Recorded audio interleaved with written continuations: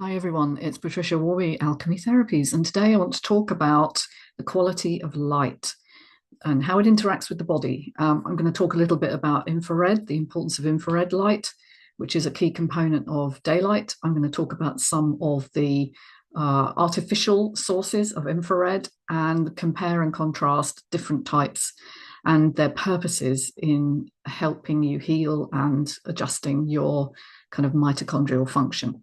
Now, I did cover a little bit about infrared light in a previous video, which I'll link into the show notes below. But there I was more talking about the sort of mitochondrial nitty gritty about what happens in the electron transport chain and all of that real detail. Today I'm going to skirt a little bit bigger, wider vision, a bit more of a 360-degree worldview. I'm going to look at some of the functioning in the body, but I also want to get practical as well and tell you some of the things that I use and the advantages and disadvantages of all of those. So first thing to tell you then is using infrared or any form of light therapy is also called photobiomodulation. What does that mean? Well, photo refers to light, photons, which are the basic component of light. Bio suggests it's interacting biologically in your body. It is indeed. And modulation, you're changing something. So how do we modulate our functioning using the quality of light? Well, the first thing to say is get out in daylight. Okay, daylight, it's so important. It doesn't matter if it's cloudy. Obviously, it's nicer if it's sunny, but you need full spectrum daylight to irradiate your skin in order to help promote your functioning within the mitochondria. And it isn't a direct effect. It's not like plants use light to photosynthesize, which, you know, they have chlorophyll for that and they absorb photons and produce carbohydrates from oxygen. And then we eat plants and we burn the carbohydrate. For us, it's more an indirect effect. But what it does is, as I said before, it actually promotes the efficiency of the mitochondria to produce energy, ATP. So without going into all of that again, I'll refer you to the previous video. It's really important to understand the importance of light because most of us completely starved of light, okay?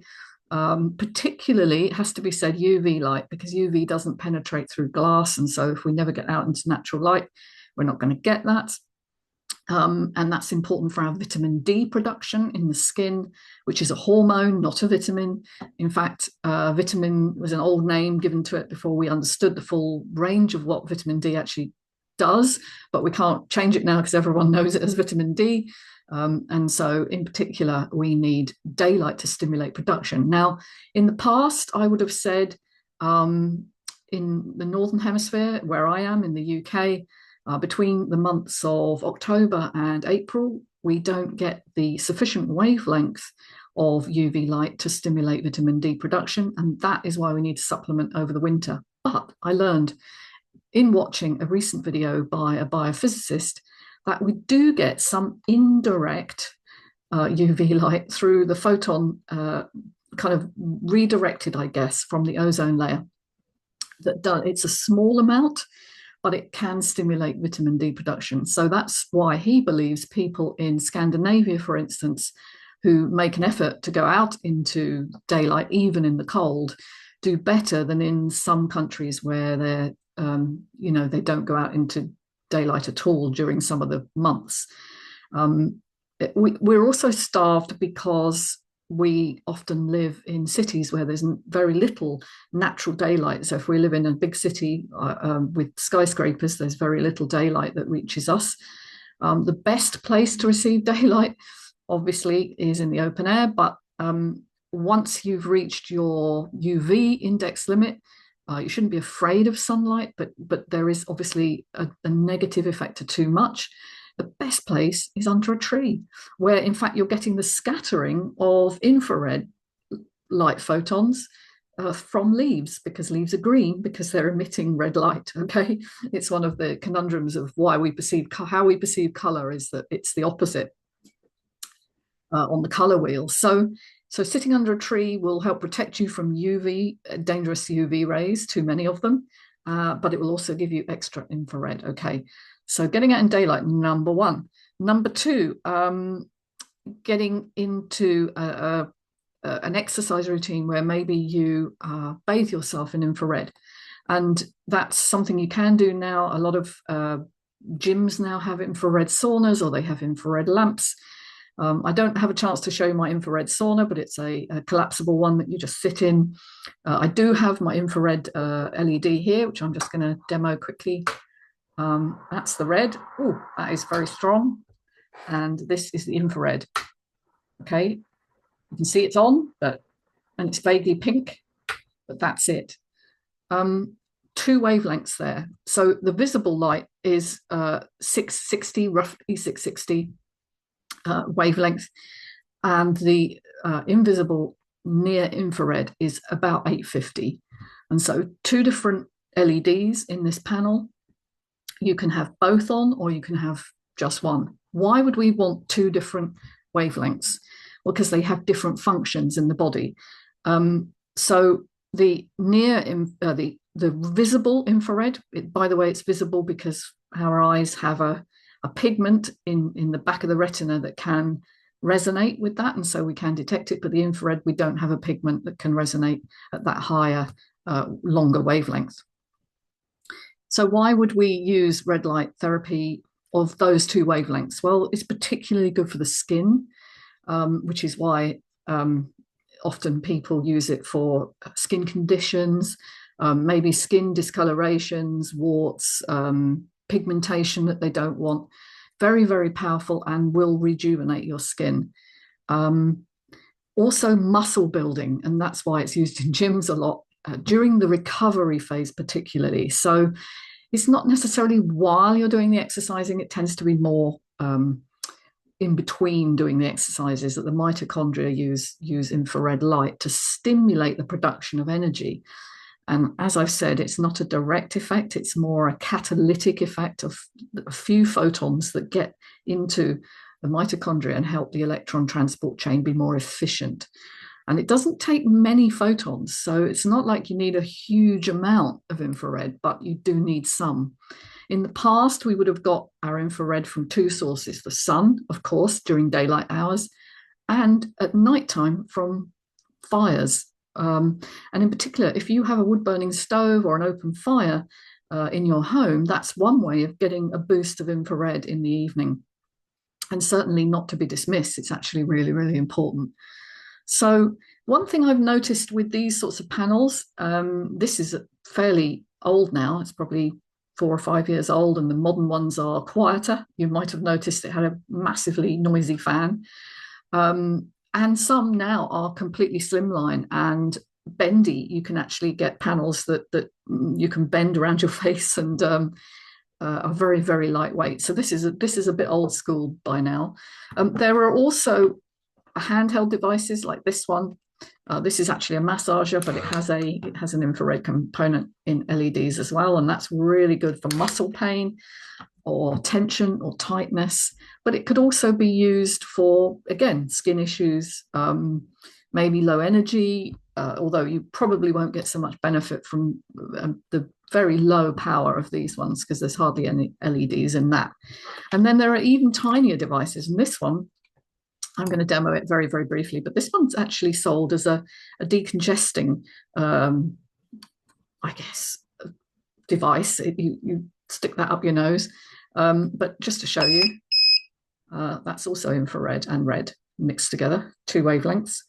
And of course, that goes a reasonable amount into the cavities of the nose and actually releases nitrous oxide, which is what dilates your blood capillaries, and so will actually promote blood flow and bringing nutrients to tissues, and also lower your blood pressure. Okay, so all three of those are possibles as a purchase. How do you differentiate between all these different devices? Well, as I said, you've got to look at certain criteria. Okay, the first thing you need to know is what wavelengths does it use? And that's really important and should be in the description. Now, if you want skin and energy benefits, you need the infrared and near infrared, as I've said, the 660, 850. If you want cognitive improvements, you need the even longer wavelengths, getting into the 1070 range. And that's the one that I was talking about last time with the experiments being done on reversing Alzheimer's and Parkinson's and stroke, in stroke rehabilitation as well, to promote neuronal growth. Neurogenesis, it's sometimes called, because believe it or not, by stimulating the mitochondria, we can actually promote more neuronal connections, the creation of new neurons from stem cells, which creates new patterns of cognition, of course, because cognition, thinking, memory are all based on having neurons talking to each other. So it depends what you're looking to do. And I would say, there are different functions for different things. Most of the ones sold online are for the lower wavelengths for skin and muscle growth and so on. The cognitive stuff is a little bit new. It's gaining traction. We're finding that many research studies, particularly at UCL, are being done. University College London are doing a lot of studies on this. And it's also being developed in America as well as an alternative to drug treatment for Parkinson's and early stage Alzheimer's, where it seems to be very, very profound. So you're looking for what the wavelength is. You're also looking for the power, how much light is delivered, and you're looking there for milliwatts per square centimetre, as it happens to actually be, but most will talk about milliwatts, and you're looking for something in the range of 30 to 50. You can get higher, up to 100 milliwatts, but that could be somewhat uncontrolled. I prefer to have a slightly lower power delivery and be able to do slightly longer, because you can stop when you feel the benefit and maybe don't get into overdose, because you can overdose on this. So you just have to be aware. 5 minutes is usually long enough to start with. You don't want to go all in. You want to kind of train your mitochondria, particularly if you've been very light starved. You don't want to completely overwhelm them, because that's such a shift that you may get some negative effects from that. Okay, so the other thing you're kind of looking for is practicality, of course. Like I said, with this one, it's heavy, it's noisy. This one isn't made to be mobile, really. It would be set up in a gym or a studio or a therapy room, and the client would be irradiated with it, or if you're using it for yourself, you would use it in controlled circumstances, but you're not going to be carting this one around, I can promise you. These handheld devices are okay, but they're a bit limited. I would certainly be looking for something that's a little bit lightweight, if you can afford it, and a nice bank of, a good number of LEDs is going to give you a higher power.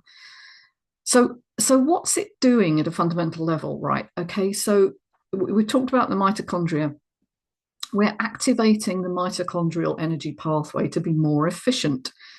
And that can help to reverse skin issues, skin damage, which is usually related to aging, liver spots, warts, moles, those kinds of things.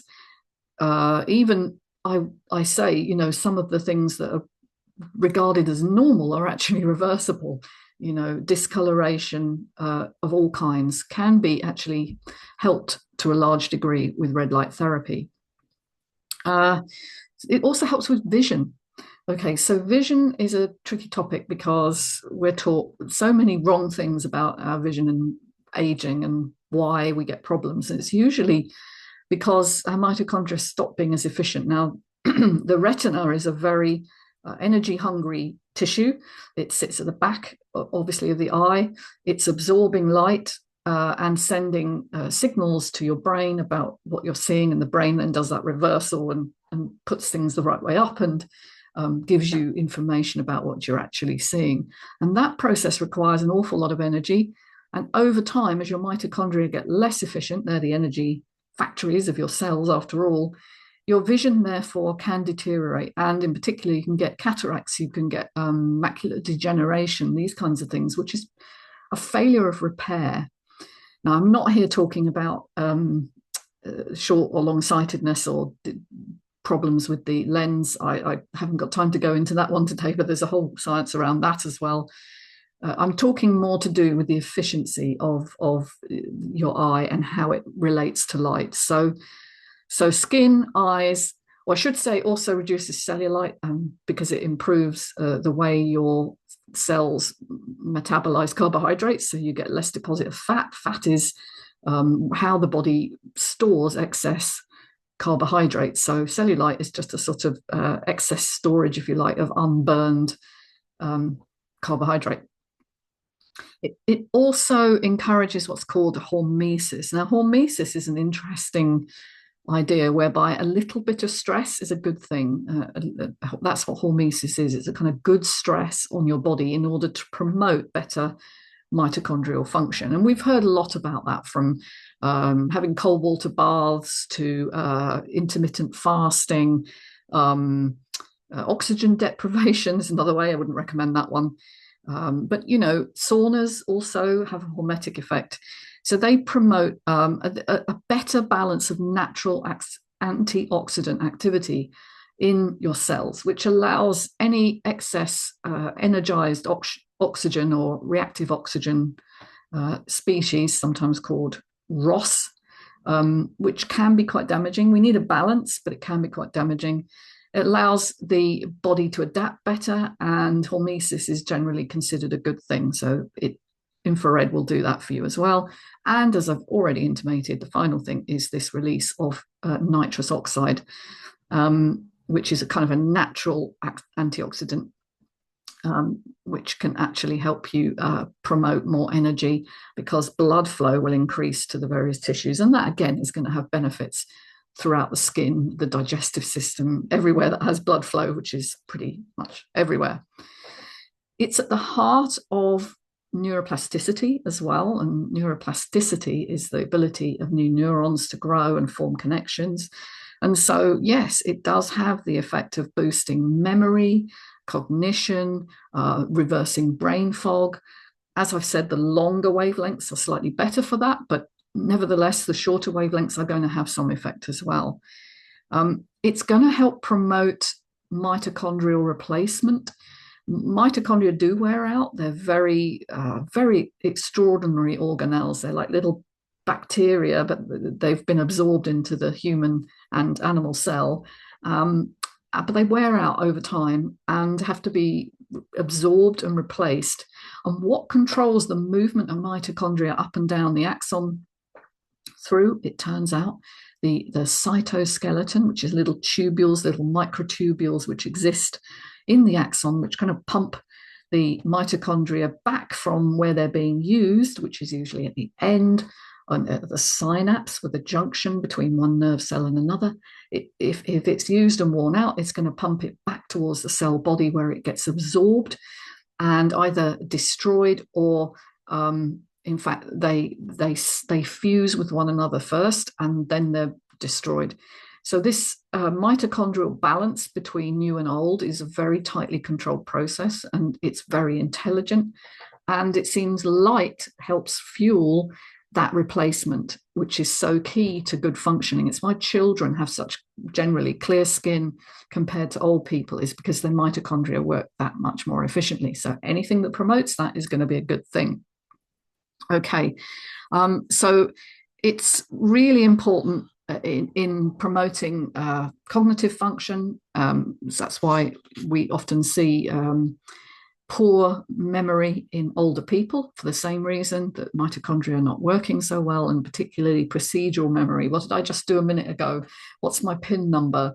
These kinds of things seem to disappear because they tend to be located in a part of the brain called the hippocampus, and the hippocampal area is very neuroplastic. Okay, so anything we can do to promote more plasticity, more growth in that area is vital. It is actually using a quantum biological understanding, but very few people understand this. I wrote a book about this called Life Illuminated in 2020. I'm updating it at the moment because there's so much new information coming out, but basically it's the activation of oxygen from its ground state to its activated state is a quantum phenomenon. And so quantum biology is now really investigating this essential component of human activity, and light seems to be fundamental to that.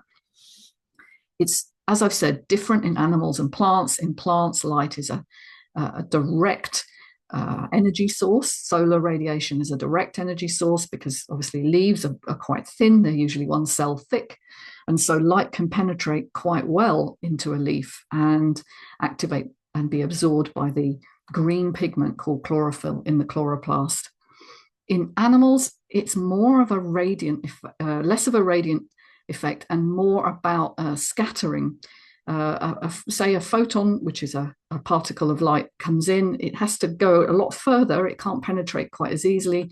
Most infrared light only goes about 1 millimeter in. The longer wavelengths do go deeper. But you know, once it's in the body, it can actually travel to where it's needed by a sort of random scattering process. And it becomes a sort of photon gas, if you like. It's something that's a few photons bouncing around in fairly random motion. But eventually, some are going to find their way into the mitochondria and promote this energy function. So the density will build, some will be absorbed, and have this beneficial effect that all of us are looking for in terms of reversing aging and promoting better functioning. So the people that really suffer the most from this energy deficit, this light deficit, are people who work night shifts and particularly under modern LED lighting. Now, I talked about this last time, but LED lights tend to be more blue tinged. They don't contain much light, red light. And so nurses, for instance, doctors, people who work in offices are going to be much more light deprived, and therefore their immune systems aren't going to work as well. And we saw during COVID that the first people to come down with COVID were health workers. Now, we thought that was just from exposure. And indeed, the whole campaign was about reducing exposure. But very few people looked at the terrain or the susceptibility of that individual and how well their immune system was working in the first place, which is so vital to understanding why some people get sick and others don't. Again, haven't got time to go into all of that. I've done a few videos on that in the past. But the innate immune system is largely promoted by the efficiency of your cells to recognize and identify a foreign body, such as a virus. So lack of natural daylight does have long-term effects on well-being. We need to get out into daylight as much as we can. Some people have daylight lamps. I have one of those as well, which I demonstrated last time. It's just a bank of LEDs. Now, that does contain some red light, but it doesn't contain infrared. And so they are in order to promote better mood and a lift to your system, but they're not specifically targeting your mitochondria. And clothing, of course, we have to be aware that clothing can block UV light, which is why we find in a lot of even hot countries where people spend a lot of time indoors, and particularly if in the culture people are, and particularly women are, covered from head to foot, the amount of diabetes is rocketing. In Saudi Arabia, for instance, at the current level, there's 36% of the population have diabetes because of the links with blood sugar and insulin release. So not only are you more susceptible to infection, but without daylight, you're actually going to have blood sugar problems too. So boosting ATP production in your mitochondria is a vital part of staying well. And I would suggest to you, think about investing in an infrared lamp of some kind. If you can't afford a bank like this one, because they're hundreds of pounds, you might invest in one of the smaller ones, and just a little goes a long way. You also need to spend some time out in nature, get under trees, get into a place that's green, add green to your home. If you can, have plants around, because they're also bouncing off infrared light. It might not seem a lot, but it's something. You only need a little. And understand that this light functioning is something that we all adapted to as we evolved, and modern life deprives us majorly of this interaction with light. So if any of this sounded interesting to you, check out my book, Life Illuminated. I will be updating that as from today. And I also encourage you to come and talk to me and maybe work with me. You can find me on alchemytherapies.co.uk. Take care, everyone. Bye for now. Bye-bye.